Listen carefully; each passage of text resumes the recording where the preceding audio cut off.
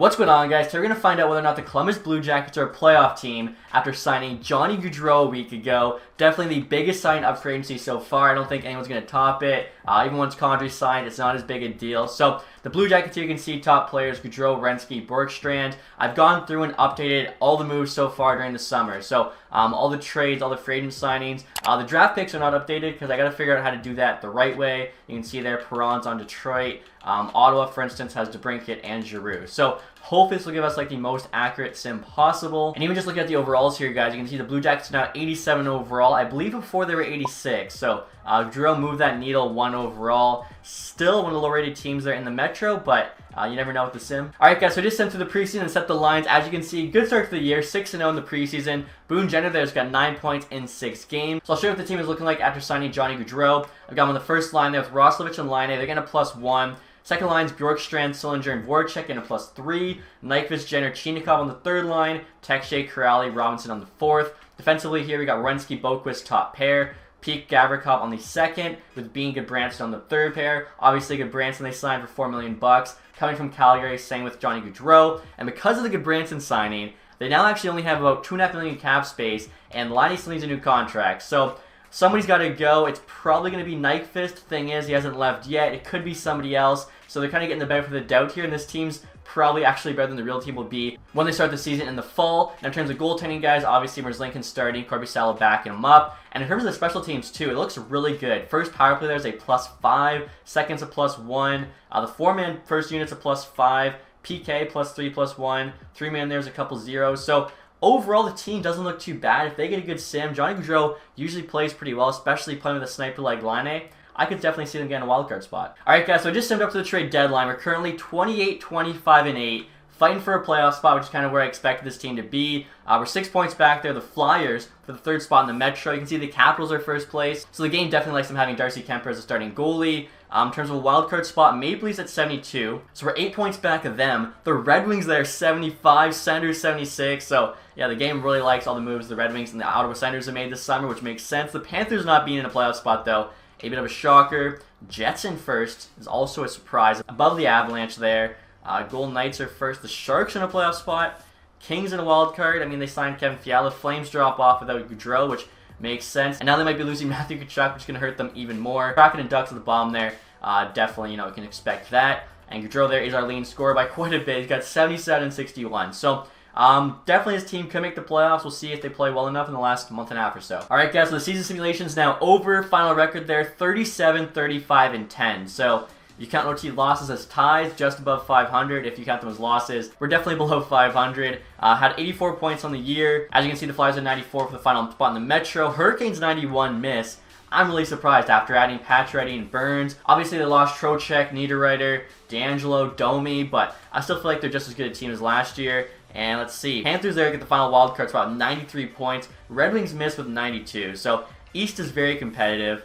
Then you look at the the Coyotes made it in the Central with 86. What is going on?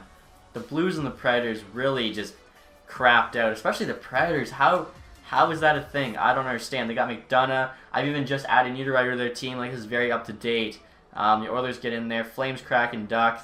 If the Flames lose Tkachuk, they definitely could miss the playoffs. But we'll see how everyone did. Gaudreau, not Gaudreau's fault. He's trying to carry this team. Wow. Signs of the Blue Jackets. Pops off for 114 points. I feel like that's more than he had last year. I'm going to have to Google it. Okay, so I was just off. He had 115 points last year. So he put up one less without playing with Tkachuk and Lindholm, just playing with Roslovic and Laine. I mean, he did all he could. Look at next closest Roslovic there, 74. Obviously benefited from playing with Gaudreau. Surprisingly, Laine 68. 35 goals is nice, but I really thought he would have done better than Roslovic. I would have thought he would have put up at least 40 goals playing with such a good playmaker in Gaudreau. Like, look at the playmaking stats he has in this game. This is my roster. 99 passing, 96 deking, hand-eye puck control. Laine, he's a shooter. Like, how does he not get more goals than that? Voracek also 68 on second line. Worse plus minus, but same production as Laine is very interesting. Jenner there, Borkstrand, 45-ish. Texier, Nyquist in the 40s, same with Chinikov. Renski 36. You gotta expect, more points from him, especially even more goals. Renski, one of the better shooting defensemen. Okay, so everyone else, Boquist, okay, I guess. Let's see, Merzlikins here. Had decent record, but under 900 save percentage, 3.37 goals against. Sim engine scoring was on high, but still not great numbers. Also, you get Branson there, $4 million bucks to put up 9 points. Really isn't the best. So I'll take a look here at the entire league. Gaudreau might be like near the top, and second in scoring behind Mark Stone. How did Mark Stone have 122?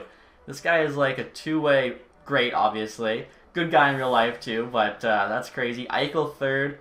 Interesting. So, I mean, you gotta feel bad for Gaudreau. Second in scoring. Team doesn't even make the playoffs. Kind of like McDavid with the Oilers for a lot of years. Patty Kane, Maurice Richard, Kyle Connor there behind him. Defensive scoring, Victor Hedman. Check out goalies here. Darcy Kemper with the Capitals, 44 wins. Goals against, let's see, was Allmark actually, 2.61. And save percentage was also Allmark. Okay, so rookie skaters, we're pretending like this is the new year, so we're not going to look at that because it'd still be like, you know, Raymond and all of them. So entire league, Colorado there won the President's Trophy, 110. I'm curious, Detroit 13th and misses, Carolina 15th. Yeah, the East better than the West. I don't know how Arizona did that good. We were 19th, so yeah, we were definitely a competitive team. We were right there. We beat out the Rangers and the Stars. Unfortunately, just a lot of other very good teams as well. Goals for, we weren't at the top or the bottom, so, you know, pretty average. Makes sense, Gaudreau popped off. Goals against, we weren't the best team. We're actually one of the bad teams. Wow, so we had the 6th worst goals against in the league. That's not a good sign for Columbus. That's saying they need better defense or goaltending to make the playoffs, although I just noticed Arizona had the worst goals against the NHL, 311, almost 4 a game, and they still made it in the playoffs, which makes sense. Like, their goaltending, their defense isn't that great, but wow. So, we'll send the rest of the season here, guys, just to see if Gaudreau maybe wins an award. Second in points. I could definitely see him win the Hart Trophy. Like, Stone had Eichel helping him out. Gaudreau had nobody.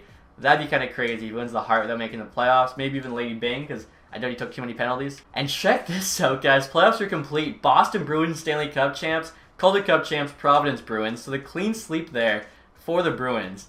That's impressive, honestly. Minnesota jumps from 9-1 for, we're going to count it as Connor Bedard. Buffalo there too, so that'd be Michkov. Arizona should not have the Montreal pick, so that'd be Montreal getting Adam Fantilli. Add him to Slavkovsky. That'd be pretty nasty. So like I was saying, just want to take a look at the awards. I guess we can take a quick look too at the playoff tree. So the Bruins there went through the Panthers in 5, Lightning in 5, Flyers in 6, and then swept the Canucks. A rematch of 2011, and that would be in 2023. That'd be pretty crazy. The Bruins, though, again get the better of the Vancouver Canucks, this time with a sweep. Right there, look at the team awards. Individual, we know Mark Stone got the Art Ross. He also got the Hart. I think Johnny Gaudreau deserved it. Like, 40 more points than the next best player on his team. Kind of like Hall when he won it with the Devils. Maybe just because we didn't make the playoffs, he couldn't win it. McAvoy, James Norris. Gaudreau got the Lady Bing. Okay, so we did get some hardware. Raymond Calder, like I said, we're pretending it's like a year after. Pasternak, Conn Smythe, Allmark, Vezina. So I think he's a big reason why they did so well this year. Also got the William Jennings there. Ferrero, Bill Masterton. Sharks coach Jack Adams, Couturier, Selke, Stone, Ted Lindsay, and then Patty Kane and Maurice Richard. Okay, so unfortunately for Blue Jackets fans, I know you guys are all excited. You signed Johnny Gaudreau. The EA Sim still doesn't have you making the playoffs, but obviously it's been wrong before. It's got Arizona making the playoffs, which isn't going to happen. So you still have some hope. That's going to do it, though, for this video, guys. Hopefully you enjoyed it. If you did, leave that thumbs up. If you haven't subscribed yet, hit the button down below. And as always, guys, thanks so much for watching. Have a nice day. Goodbye.